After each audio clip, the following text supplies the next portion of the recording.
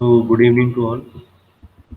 In last lecture, we have studied the classification of soil. और classification of soil में हमने काफ़ी चीज़ें स्टडी कर ली थी, जैसे कि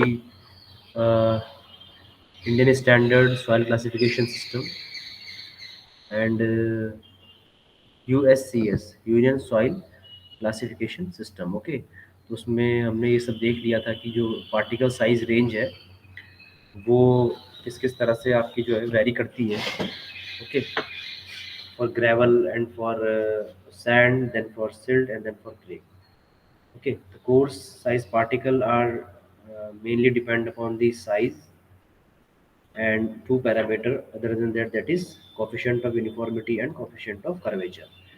और जो आपके फाइन सॉइल है, फाइन सॉइल कौन सी है? जो 0.075 mm या 75 माइक्रोन से कम के पार्टिकल्स हैं, वो पार्टिकल्स आपका डिपेंड करता है आपकी A line which depend upon further liquid limit and plasticity index IP. ठीक है, तो ये सब चीज़ें एनालाइज करने के बाद we came on that point कि सॉइल का क्लासिफिकेशन कैसे होगा, है ना। First notation of the soil क्या होगा? जी है, एस है, या सेकंड नोटेशन ऑफ सॉइल क्या होगा, है ना, सेल्ट है, या यू कैन से क्ले है। ठीक है, अगर वो पूरी की पूरी मैक्सिमम मोर देन 50% सॉइल जो है 75 माइक्रोन से पास हो चुकी है, यानी सॉइल जो आपकी या तो वो आपकी जो है सिल्ट है या फिर वो आपकी क्ले है ना।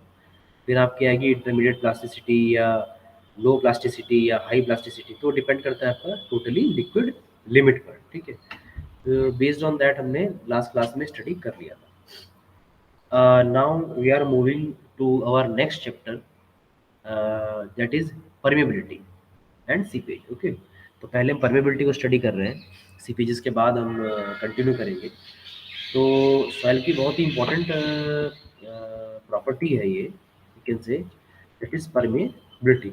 ओके, क्या है ये? Property of the porous medium by the virtue of which it permit the flow of liquid through its interconnecting voids। okay, through it's interconnecting voids।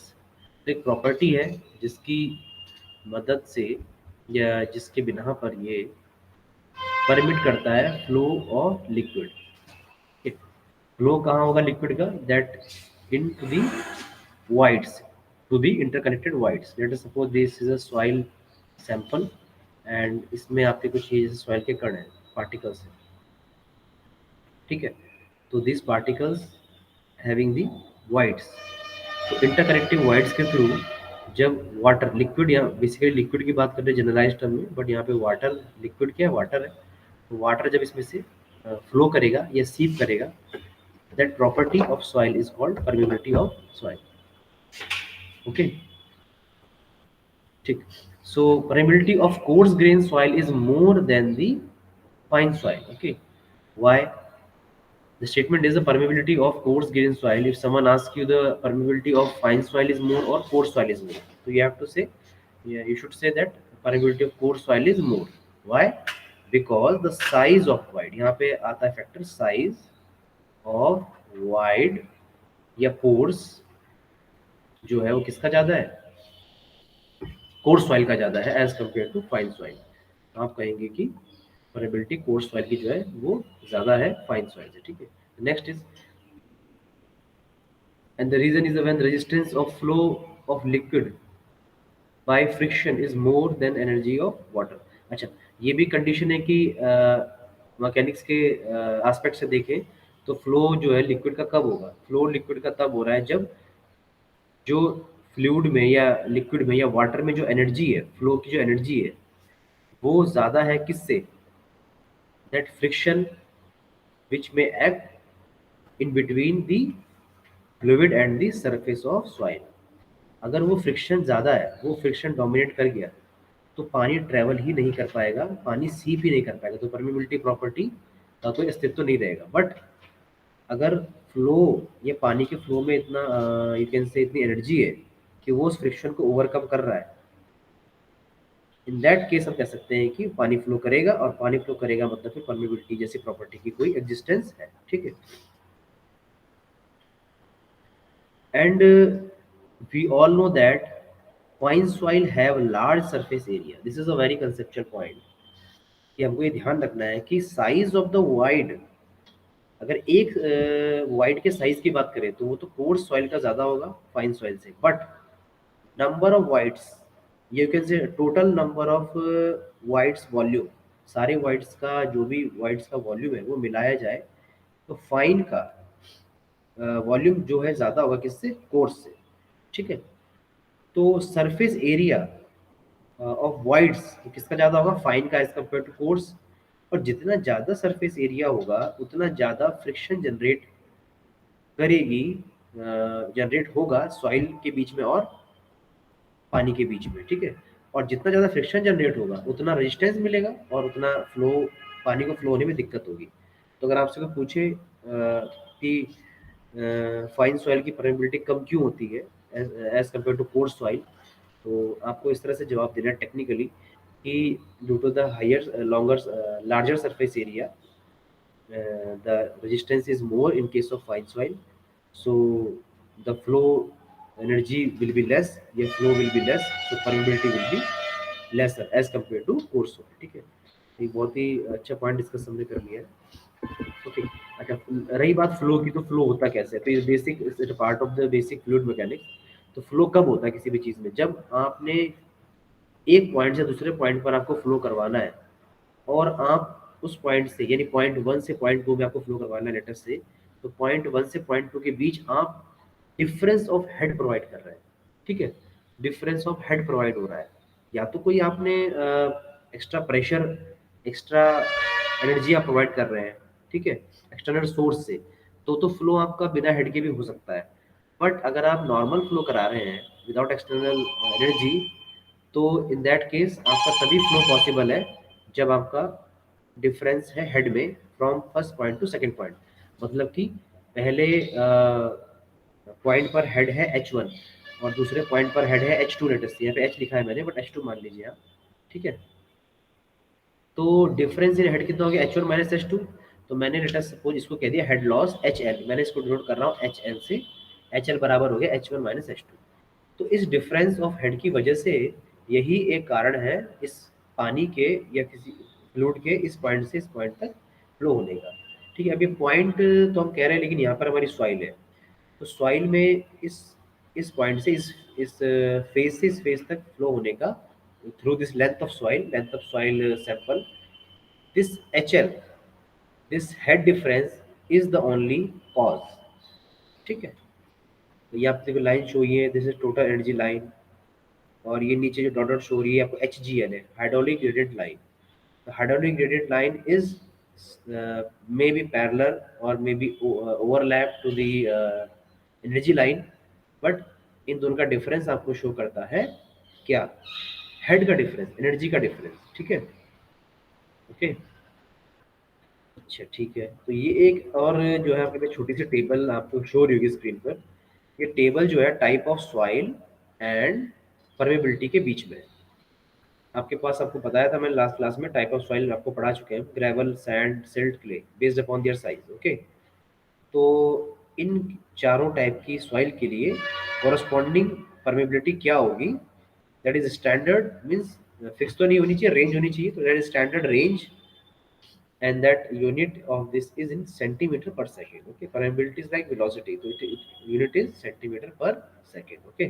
तो ग्रेवल के लिए जो कहा गया है, जो परमेबिलिटी है that is greater then 1, 1 means 1 centimetre पर सेकेंड। सैंड के लिए 1 टू 10⁻³ यू कैन से 10⁻³ टू 1 सेंटीमीटर पर सेकेंड, यानी 0.0001 से 1 के बीच में। सिल्ट के लिए है सिमिलरली 10⁻³ से लेकर 10⁻⁷, एंड क्ले के लिए 10⁻⁷ से भी कम, ठीक है, सेंटीमीटर पर सेकेंड। तो इतना सेंटीमीटर पर सेकेंड क्ले की आप अंदाजा लगा लीजिए क्या है परमेबिलिटी है, 10⁻⁷ से भी कम। यह आपको वैसे टेबल पता होनी चाहिए। Now as per the Darcy law is the basic law of the fluid that velocity is directly proportional to the hydraulic gradient. ठीक है, जो भी हम बात कर रहे थे, कंसेप्चुअल वाली बात कर रहे थे कि हाइड्रोलिक ग्रेडियंट चाहिए होता है, head difference is required to flow the fluids. That law, that statement is given by the Darcy. ठीक है, as per the Darcy law, for laminar flow condition in the saturated soil mass, okay क्या है velocity. अब ये condition दे दी इसने, statement law ये कहता है कि ये लेमिनार फ्लो के लिए है और सॉइल मास मान लीजिए फुली सैचुरेटेड मास है, तब then velocity of flow is directly proportional to the hydraulic head. ठीक है, ये हाइड्रोलिक ग्रेडियंट. ठीक है, means v is directly proportional to i, small i. तो ये डार्सी लॉ कहता है. And what is small i? v आपको पता है आपका वेलोसिटी हो गया. ठीक है, what is small i? Small i is hydraulic head loss. Okay, gradient है ना, तो लॉस डिवाइड बाय लेंथ. तो hydraulic head loss divide by length of flow. Okay, means delta h upon L, या हम अभी ऊपर देख रहे थे h1 minus h2 upon L. ये हो गया आपका hydraulic gradient. Okay, velocity proportional to this gradient. हमें पता है प्रोपोर्शनैलिटी का साइन जब हटता है तो कांस्टेंट आता है ना, v directly proportional to i है. बट जब हम ये साइन हटाएंगे प्रोपोर्शनैलिटी का तो v इज इक्वल टू क्या आ जाएगा, k इंटू आई. और जो k है, ये k is the permeability constant. Okay, इसको कहते हैं k is the constant of permeability. ठीक है, तो v is equal to k i. क्योंकि i इज ग्रेडियंट, तो i तो यूनिट लेस है आपका, length by length, metre by metre या mm बाय mm. तो वेलोसिटी की जो यूनिट है वो यूनिट आपको आ गई आपकी किसकी, परमेबिलिटी की. ठीक है, एक और यहाँ पे जो है नोट है आपके लिए, permeability can also be defined as the rate of flow per unit area under the unit hydraulic gradient. Okay, permeability can also defined as the rate of flow q per unit area. अच्छा, q by a क्या होता है? q by area is nothing but velocity. वही चीज को दोबारा तरीके से कहा है, per unit area. Okay, under the unit hydraulic gradient. तो आई क्या हो गया, यूनिट हो गया. एरिया क्या हो गया, यूनिट हो गया, है ना. उसी चीज को यहाँ पे उस तरीके से जो है आपको शो कर दिया है कि q बाई ए वेलोसिटी होता है. ए आप राइट साइड ले गए तो q is equal to K आई. ये आपका इंपॉर्टेंट इक्वेशन है, आपको याद रखनी, q is equal to K आई ए. इसका बार बार यूज बाद में होगा सीपेज में या और चीजों में. Okay, this is also a very important note. The Darcy law is not applicable or not fits good in case of gravel. As why? Question. The answer is as the flow is turbulent in this case. है ना, समझ रहे हो आप? Means that flow, जो flow है आपका fine में आपका जो है वाइट्स पतले. ठीक है, तो फ्लो इज मोर और लेस लेमिनार. ठीक है, streamline. But in case of gravel there are large number of voids. ठीक है, तो जो कनेक्टिंग पाथ है फ्लूइड का ट्रैवल करने का, वो क्या है आपका, जिग जैग है या अप डाउन है. ठीक है, नॉट सो स्ट्रेट. तो जो है आपका फ्लो टर्बुलेंट, जो कोर्स सॉइल के केस में जो आपका फ्लो है वो लैमिनार तो नहीं बन रहा है. ठीक है, इट इज लाइक टर्बुलेंट. जब फ्लो टर्बुलेंट है तो आपका ये लॉ आपका वो भी नहीं होता है, डार्सी लॉ. ओके, तो आप कहेंगे कि कोर्स सॉइल के लिए इट इज नॉट गुड.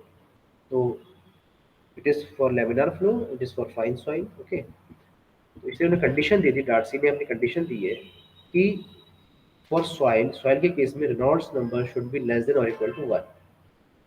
ये कंडीशन दी है कि लेमिनार फ्लो के लिए रेनॉल्ड्स नंबर 1 या 1 से कम होगा सॉइल के केस में, then only Darcy law is valid. Okay, जो थ्योरी आपको दी है इसमें ही एक बार रीड कर लेते हैं. Velocity of flow consider about is the average velocity or discharge velocity as flow is due to the take place throughout the area of the soil mass. Okay, हमने जनरल बात करी कि जैसे ये आपका सॉइल मास है, इसमें टोटल एरिया हमने ले लिया दैट इज ए. तो अब सॉइल तो पूरे एरिया से पास, वाटर जो है सॉइल में पूरे एरिया से पास तो नहीं हो रहा है, that is passing through only voids. तो अगर मैं बोलूँ v is equal to k q by a, तो ये जो ए है ये मैंने टोटल एरिया ले लिया, बट ये एरिया कौन सा होना चाहिए, the area of that wides, है ना। So, but in actual flow, when the actual flow takes place through the interconnecting voids, okay, so area which is much less than the total area. ठीक है, I'm going to highlight this line. The area of that voids actual flow, area of the actual flow is much lesser than the total area of the flow. Hence, actual velocity or seepage velocity of flow is greater than the average velocity. तो जो velocity है वो किससे greater होगी आपकी, discharge velocity से। आपकी actual velocity या सीपेज वेलोसिटी आपकी, मैं सीपेज वेलोसिटी को वी एस नाम दूं, तो V S greater than the V. Why, because A S is less than the ए।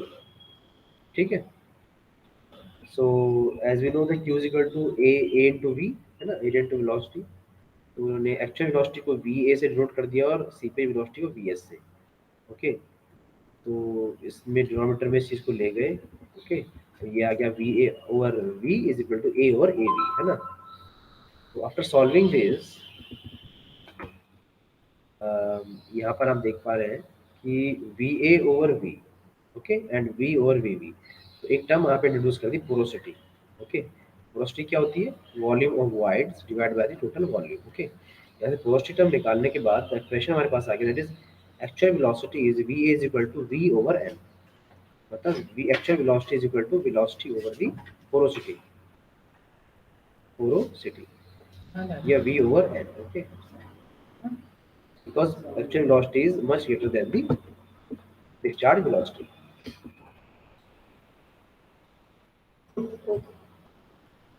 तो ये डार्सी लॉ की सेम इक्वेशन हम अलग टर्म में ले रहे हैं।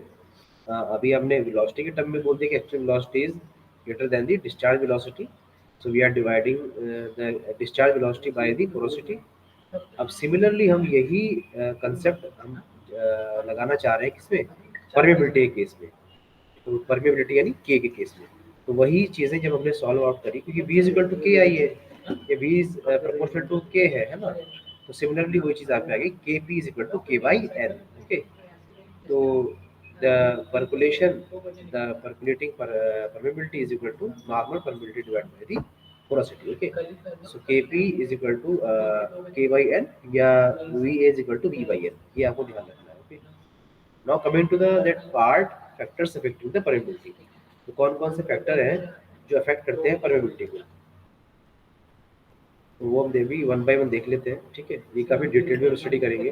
तो k is the function of property, medium property and fluid property. ठीक है, तो परमेबिलिटी जो है वो किस पे डिपेंड करती है आपकी, मीडियम प्रॉपर्टी मतलब grains, soil grains, that surface, और फ्लूइड प्रॉपर्टी मतलब जो आपका जो फ्लूइड फ्लो हो रहा है उसकी प्रॉपर्टी कैसी है। मतलब अगर वो विस्कस हुआ, वो गाढ़ा फ्लूइड हुआ, तो जल्दी ट्रेवल नहीं कर पाएगा। अगर वो थिन फ्लूइड हो तो जल्दी ट्रेवल कर पाएगा, है ना। टेम्परेचर कैसा है, उसकी विस्कोसिटी कैसी है, उसमें वाइड्स कैसे हैं, और जो ग्रेन्स है, सॉइल के पार्टिकल हैं, वो किस तरह के हैं, का साइज क्या है पार्टिकल का। तो ये सारी चीजें मिला के अगर हम एनालाइज करेंगे तो हम कहेंगे कि these factor are belongs to the permeability. Okay, so we will see the one by one equation. यहाँ पे उन्होंने लिखी k is equal to d square and this is the constant, the e cube over 1 plus e gamma over n. This n is not porosity, okay, this n is the dynamic viscosity, dynamic viscosity, ये नीचे लिखा होगा आपका। And this k1 k2 k3 all thing, है ना, इसको आप neglect कर दीजिए फिलहाल। तो permeability is directly proportional to the mean size of the particle. It is directly proportional to the wide ratio of the particle. Okay, and permeability is inversely proportional to the viscosity of the particle. अगर viscosity ज़्यादा है fluid की तो permeability कम हो जाएगी, है ना। Void ratio ज़्यादा है तो परमेबिलिटी ज़्यादा अच्छी हो जाएगी, है ना। तो it's all thing. Okay, size of the particle अगर ज़्यादा है तो परमेबिलिटी आपकी इंक्रीज हो जाएगी। ठीक है, तो ये फैक्टर्स आपके अफेक्ट कर रहे हैं। ओके, जैसे हमने लिखा मोर डेंसनेस, गामा की बात कर रहे हैं, मोर डेंसनेस यानी गामा ज़्यादा होगा, यूनिट वेट ज़्यादा होगा। तो अगर डेंसनेस ज़्यादा हुई, गामा ज़्यादा हुआ, तो परमेबिलिटी पे कैसे इफेक्ट पड़ेगा, अगर पार्टिकल डेंसली पैक्ड है, ठीक है, तो के आपकी क्या होगी, ज़्यादा हो जाएगी, है ना। Particle will flow more speedy, okay. Then saturation is less, the air is present, okay, so the lesser area available for the flow. अगर saturation less है, यानी डिग्री ऑफ सेचुरेशन वाटर का कम है, तो यानी उस पानी की जगह क्या है, आपकी हवा है। अगर हवा है तो आपको ज़्यादा एरिया मिल रहा है फ्लूइड को फ्लो होने के लिए। तो अगर आप बोलेंगे थोड़ा एयर ड्राइड सॉइल है, परमिलिटी आपकी अच्छी है, ठीक है। We will see these factor one by one. First factor is degree of saturation, okay. Higher the degree of saturation, higher is the permeability, as losses in the resistance available in the term of air blocks and more is available of the area for flow of flow, ठीक है।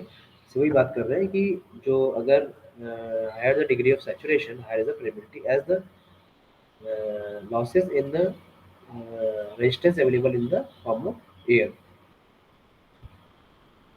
अगर वहाँ पे पानी नहीं है तो वहाँ पे एयर है। एयर क्या है आपका, जो है वो पाथ ब्लॉक कर रही है, इस वजह से जो है फ्लूइड को दिक्कत हो रही है फ्लो होने में, ठीक है। तो सैचुरेशन जितना कम होगा प्रोबेबिलिटी उतनी कम होगी, सैचुरेशन जितना अच्छा होगा प्रोबेबिलिटी उतनी अच्छी होगी, ठीक है। K2 is the entrapped gases. The entrapped gases, अगर वाइड्स में गैसेस एंट्रैप्ड है तो वही सेम थिंग, पानी को जगह नहीं मिलेगी आपका जो है पास ऑन होने के लिए अच्छे से। अगर गैसेस एंट्रैप्ड है तो ऑब्वियसली आपकी परमेबिलिटी अफेक्ट करेगी। तो ज़्यादा गैसेस एंट्रैप्ड होंगे तो परमेबिलिटी भी आपकी डाउन हो जाएगी, डिक्रीज हो जाएगी।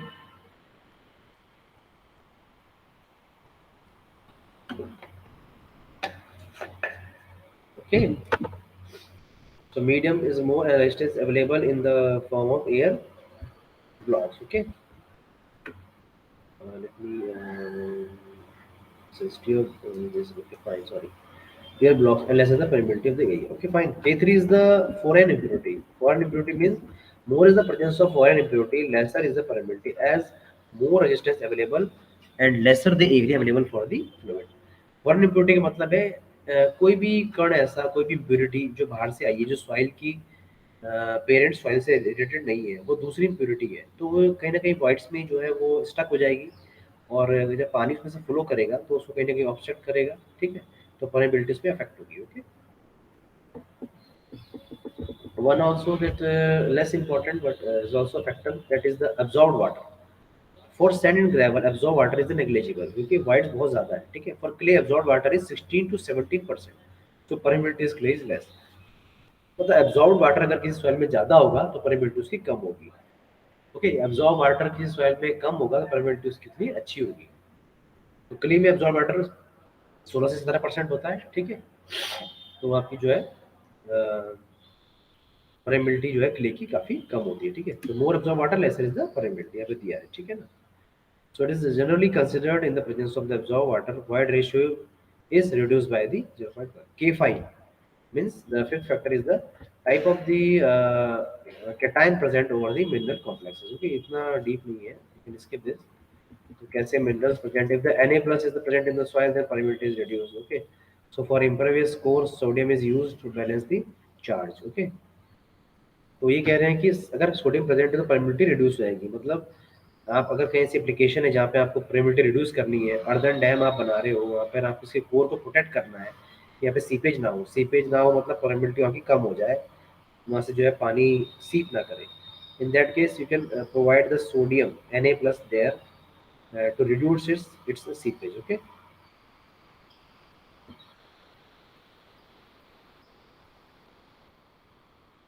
चीज यहाँ पे आपकी स्टेटमेंट के तौर पे लिखी हुई है, you can read this.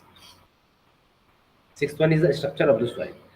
Structural variation in the fine-grained soil affect the permeability by the higher extent than in the coarse-grained soil. Okay, structural variation कैसा हो रहा है particles में, that also a very crucial factor. Okay, this is the marked differences in the permeability is observed in the stratified soil in the direction parallel to the bedding plane and perpendicular to the bedding plane. Okay, average permeability parallel to is greater than the average permeability perpendicular to the bedding plane। तो अगर आपकी bedding planes are से parallel to the flow, जो average permeability है वो ज़्यादा होगी as compare to that average permeability अगर आपके planes are perpendicular to the as compare to the flow of the fluid, okay. We will see one by one the parallel to the bedding plane, permeability, and perpendicular to the bedding plane.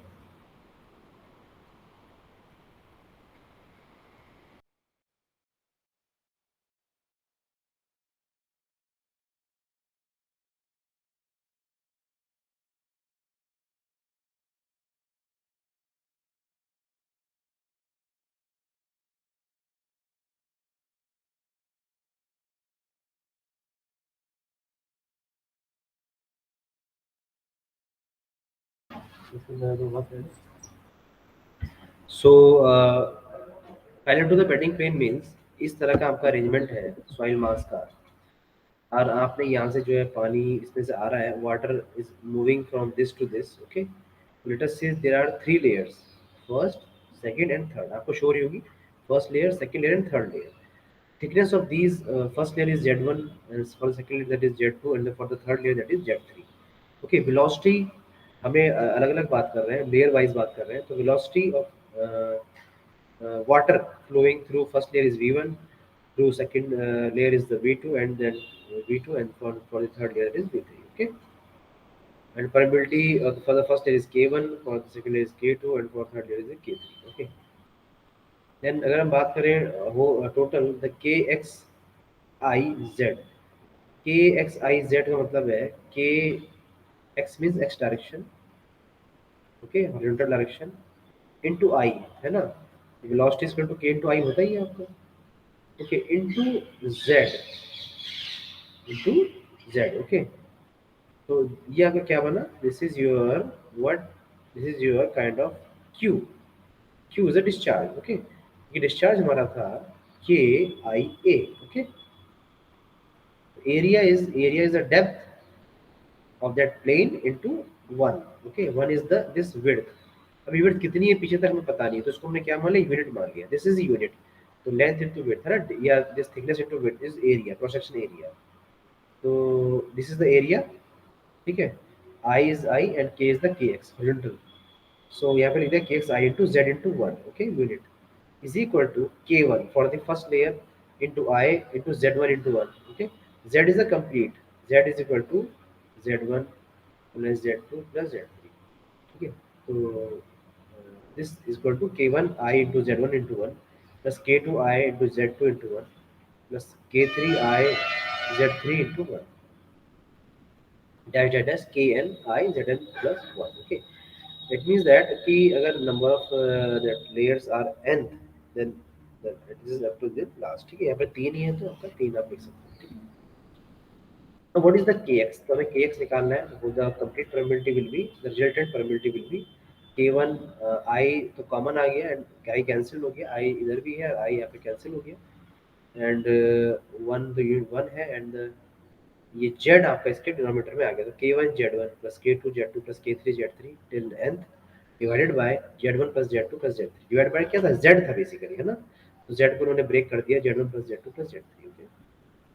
तो इसको ऐसे भी लिख सकते हैं कि x is equal to summation of k z k into z, है ना, के इंटू जेड का समेशन करेंगे तो ही तो होगा के वन जेड वन प्लस के टू जेड टू प्लस के थ्री जेड थ्री, तो summation of k Z divide by summation of Z, Z का यानी सारी डेप्थ थिकनेस का summation, okay. This is kind of arithmetic mean of the permeability, resultant permeability for the horizontal bedding plane. Okay, horizontal bedding plane. Okay, this is the next one. Next one is the vertical plane. अगर vertically आपका fluid का flow हो रहा है,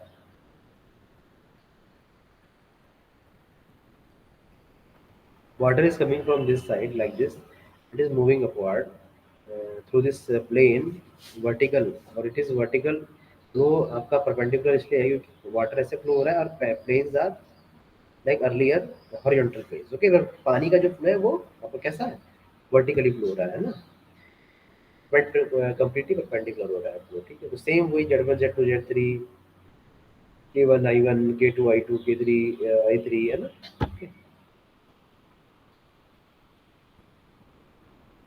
H one h two आप लिख दिए flow होने के लिए, हेड डिफरेंस, तो h equal to h one plus h two plus h three, ठीक है। I is equal to h l over z. What is the IZ? IZ will be the I1 Z1 plus I2 Z2 plus I3 Z3 into like this. Okay, what is the V? V is equal to kz I बराबर k1 I1 k2.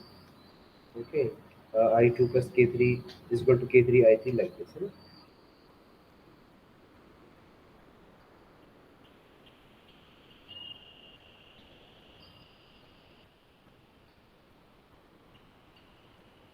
Like because here velocity is kzi for whole, okay, and this is the perpendicular to this layer, है ना? So k1 I1 की जो permeability होगी along with this, वो that is similar to their k2 I2 and then similar to the k3 I3, है ना? Okay.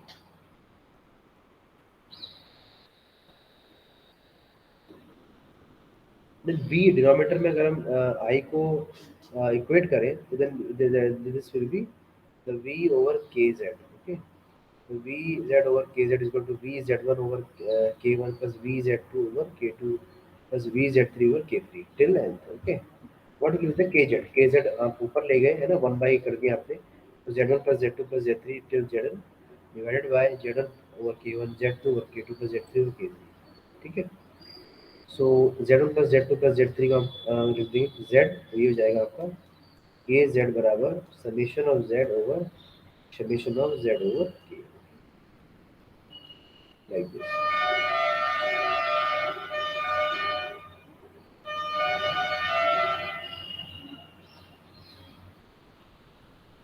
Okay, so this is a formula, very very important. You have to memorize this, perpendicular bending plane and parallel bending plane, okay. And this is nothing but harmonic mean, okay. The earlier one was the arithmetic mean, parallel to the plane and perpendicular to the plane is the harmonic mean.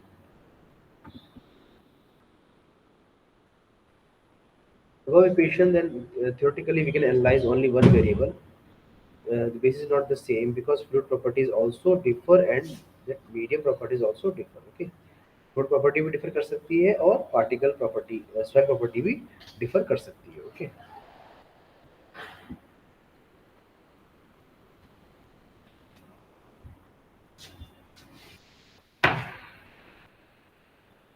in which the different fluids are flowing. Let us say the flowing fluids are maybe different. Then the coefficient of intrinsic or coefficient of absolute permeability is used in this case. Okay, तो दो तरीके से हम define कर रहे हैं, that is intrinsic permeability and absolute permeability. Okay, this is k naught is equal to k n over gamma. Okay, and where the n is dynamic viscosity, gamma is the unit weight of soil. तो ये depend करता है आपका absolute permeability, आपकी intrinsic permeability, viscosity and unit weight of the soil.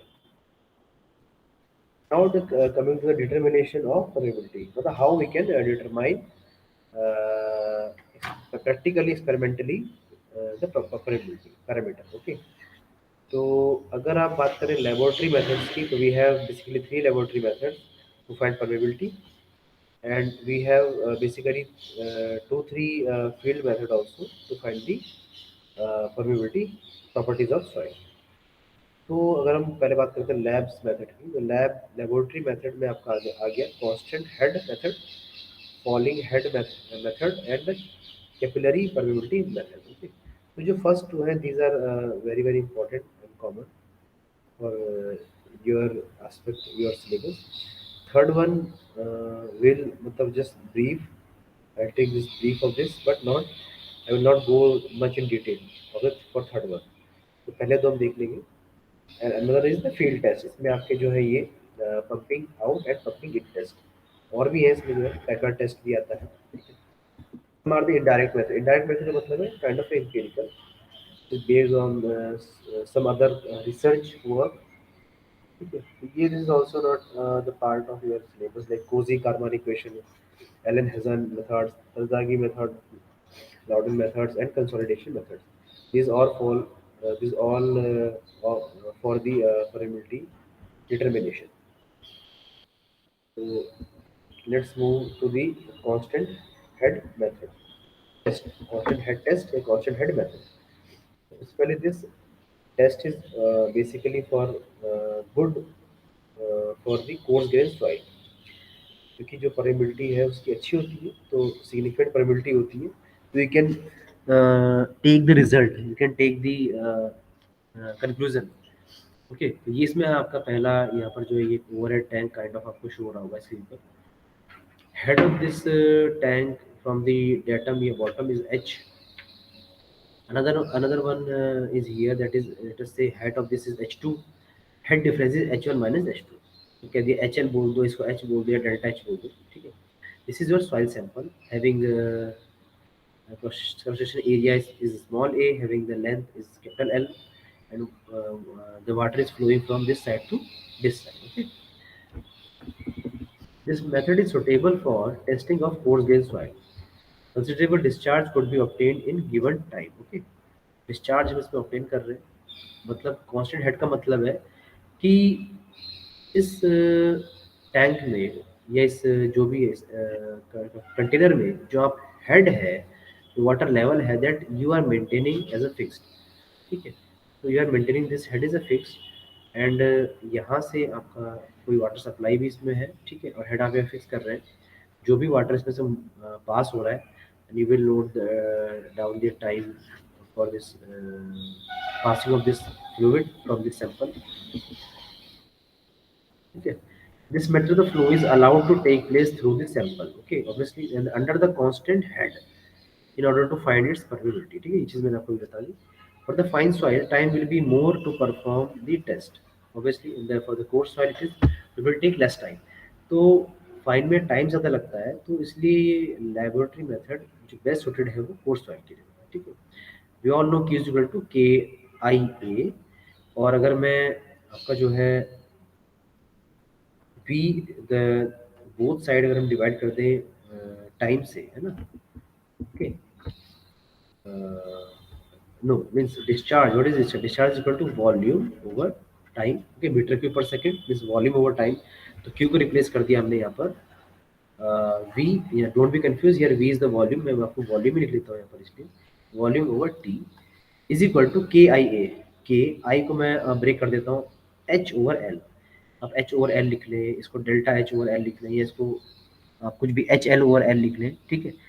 ये basically head difference over length into area, okay, is equal to volume over t, okay. तो यहाँ से आप अगर के डिटरमाइन करना चाहेंगे व्हाट विल बी द के, तो आप इसको जो अरेंज करेंगे, तो k is equal to VL over HAT, okay, क्या आ गया, V into l over V into L over H, means head difference into area of the section, cross section, and T. T is the time taken by the soil to reach from the first point to the second point. ठीक है, so if you know this constant head thing, it is given to you, and time is given to you, head difference is given to you, you can easily calculate the permeability. Second one is the falling head method, ठीक है। तो falling head method का arrangement कुछ इस तरह से है, एक सिंगल आपका जो यहाँ से इनटेक है वाटर का, नीचे आपका कंटेनर रखा है, और ये आपका सॉइल सैंपल, ये क्या आपका सॉइल सैंपल, ठीक है। इसकी जो हाइट है ये L है, मतलब लेंथ इसकी सैंपल की लेंथ, सैंपल जो है वो वर्टिकली प्लेस किया गया है, तो इसलिए ये L, इसका जो हाइट कह रहे हैं ये L है, and area is the capital A, cross section area. तो इसमें आपको फॉलिंग हेड मतलब जो हेड फॉल हो रहा है उसका टाइम नोट करना है बेसिकली, मतलब लेटर से हेड यहाँ पर है आपका, आपने टाइम नोट कर लिया लेटर से T1, ओके। हेड आपका डाउनवर्ड फॉल होके यहाँ तक आ गया, लेटर से this is time is equal to T2, okay. Somewhere between we are saying that T is equal to time is equal to T। तो at the time of T1, जहाँ पे T1 आपका है, वहाँ से bottom तक की datum तक की डिस्टेंस और हाइट इज H1, ओके। जहाँ हम बात करें T is equal to T2, वहाँ से टॉप से बॉटम की height H2, okay, this is given to you, and head difference is the delta H. So this method falling head is used for the fine soil, ये coarse soil के लिए आपने constant head बनाया, तो कोई खास जरूरत नहीं थी इसको वो करने की, इवॉल्व करने की, बट फॉर चूंकि constant head method is not good for coarse soil, इसलिए इसकी इंपॉर्टेंस बढ़ जाती है फॉलिंग हेड मेथड की। and it is for fine grained soil which constant head method is not suitable. Okay, वही बात हमने बोली थी. Stand pipe, इसको बोलते हैं stand pipe, जिसमें से ये waterfall हो रहा है. Of the known area is small a. Sample का area is the capital A, and cross sectional area of this pipe is small a. Okay, this pipe is inserted into the sample of soil. Flow allows to take place, and flows allowed to take place throughout it into the sample. Okay, next. Level water in the stand pipe reduces. तो obviously जो level यहाँ पर था वो नीचे पहुंच गया है ना. हमने इसलिए नोट किया था T1 and T2 reduces over the period of time. Due to this, the flow of water taking place through it into the sample. The level of water in stand pipe at different time interval is noted to find out the permeability of the medium. Okay, at the level of water in the stand pipe at given time t is h, and the discharge passing through it in, that is dt time interval is given by. तो dt time interval में discharge की बात कर रहे हैं, that is उसको जोड़ कर रहे हैं तो dq से. dq is equal to rate of change of flow in dt time. तो शॉर्ट पीरियड ऑफ टाइम में शॉर्ट फ्लो आपका हो गया, तो dt is equal to rate of change of flow in time dt. What will be the dq? dq is the rate of change of flow, rate of change of discharge, that will be flow in, but in that what in stand pipe. So क्या हो जाएगा आपका I into A होता है ना. तो I is equal to dh over dt. कितना head difference हुआ और कितने टाइम में dt टाइम में हुआ. यहाँ पे माइनस लिखा है, हेड के सामने क्या लिखा है माइनस, क्योंकि हेड क्या हो रहा है आपका कुछ पहले था वो डिक्रीज हो रहा है. ठीक है, तो हेड आपका डिक्रीज हो रहा है, तो it is showing negative sign showing that head is decreasing. A small is the area of stand pipe and D T. Okay, तो आपको एक क्वेश्चन आपकी इस तरह से बन गई. A D H over D T is equal to K I A. Q D Q है ना, तो इसको आप रिप्लेस कर रहे हैं फिर k I a, and i is the h by l, तो k h by l into a. और इधर आपका क्या है minus a D h into d t. Now we are going to integrate this thing. अब integration हमें करना है normal integration. Okay, so d h की जो लिमिट है वो जा रही है आपकी एच वन से h two. So we are putting the limit H one two H two D H over D T था, और यहाँ पे ए भी है. लेट अस सपोज अभी इस स्टेप में इसको आगे फॉरवर्ड कर दिया, एंड के आपने इंटीग्रेशन दिस के is the constant, area is the constant, तो आपने ये आउटसाइड ले लिया इंटीग्रेशन के. और स्मॉल ए जो लेफ्ट साइड था वो आपके इधर आ गया नीचे, स्मॉल ए यहाँ पर आ गया. ठीक है, एल भी आपने आउटसाइड ले लिया, K A over small a L ये आपने आउटसाइड ले लिया. और D T for respect of D T आप इंटीग्रेट कर रहे हैं for time T one to T two. Okay, after integration D H over H D X over X क्या होता है integration log X, log h, and the limit goes to h1 from h1 to h2 is equal to ka over small a l, and dt का integration होता है t.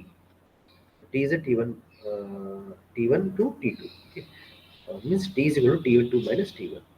so k हमें चाहिए, तो k अगर हम यहाँ से निकालें, बाकी चीज़ें हम राइट साइड क्रॉस मल्टीप्लाई कर दें, then will get ln h. So ln h 1 minus h2, इसको ओपन करेंगे h1 minus h2. We all know log x minus log m, sorry log x minus log y या log m plus log m minus log n is equal to log m by n. तो यहाँ पे ln है, जब log base 10 हम लगा रहे हैं तो आप 2.303 की मल्टीप्लाई करेंगे तो it will be 2.303 into log base 10 h1 over h2 into A L over capital A into T. इसमें से ए आपको पता है ना, n is the length of sample, t is the time. Okay, so this is a very very very important equation. Falling head test, falling head test. Okay, you have to remember this.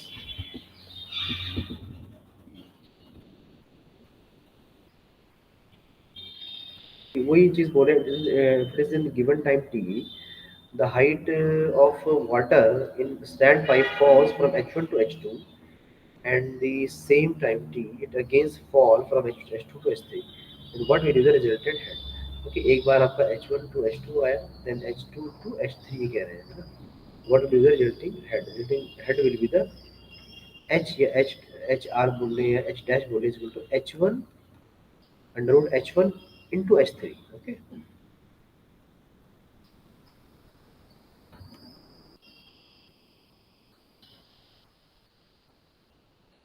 Next is the field methods. Field methods में आपके मैंने बताया pumping in test, pumping out test and then packer test. ये तो बहुत briefly हम पढ़ेंगे।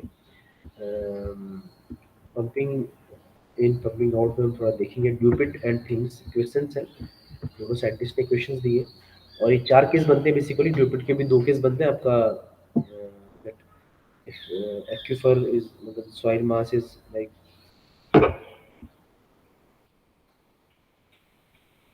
is मतलब covered by that another soil mass from top or not, है ना। यानी water table is on the top or water table is on the uh, top of the another soil mass। ठीक है, तो ये दो कंडीशंस में देखेंगे हम। लाइक जैसे आपने पढ़ा होगा उसमें हाइड्रोलॉजी में, इसमें अनकन्फाइंड कन्फाइंड, इरिगेशन में पढ़ा होगा हाइड्रोलॉजी में, लाइक दैट। टोटल 2 साइंटिस्ट के 2-2 केसेस, तो टोटल 4 केसेस में होता है। ठीक है, ये ब्रीफली हम डिस्कस करेंगे नेक्स्ट क्लास में। क्वेश्चंस हम डिस्कस करेंगे, बहुत इंपॉर्टेंट न्यूमेरिकल बेसिस पे भी जरूर आता है इससे न्यूमेरिकल आपका। And not so important. And then next we will study the seepage of soil. तो सीपेज ऑफ सॉइल बहुत काफ़ी डीप एंड काफ़ी वाइड टॉपिक है अपने आप में। ठीक है, पहले सीपेज को समझेंगे, फिर सीपेज के अंदर हम डिफरेंट डिफरेंट सॉइल सैंपल के हिसाब से अपनी कंडीशंस देखेंगे। लाइक डाउनवर्ड फ्लो कंडीशन में सीपेज कैसे आता है, अपवर्ड फ्लो कंडीशन में सीपेज कैसे आता है ना। And then quick stand condition, इसमें स्पेशल कंडीशन होती है, वो क्विक स्टैंड कंडीशन क्या होती है, सीपेज का एप्लीकेशंस कहाँ कहाँ है, फ्लो नेट क्या होता है ना। That all thing will see in the next class. In next class we'll cover, in this lecture we have covered the permeability more or less, and in next class we'll cover the seepage। ठीक है, कुछ next class में कुछ इसके बाद हम numerical देख लेंगे, understand this. Okay, thank you for this class.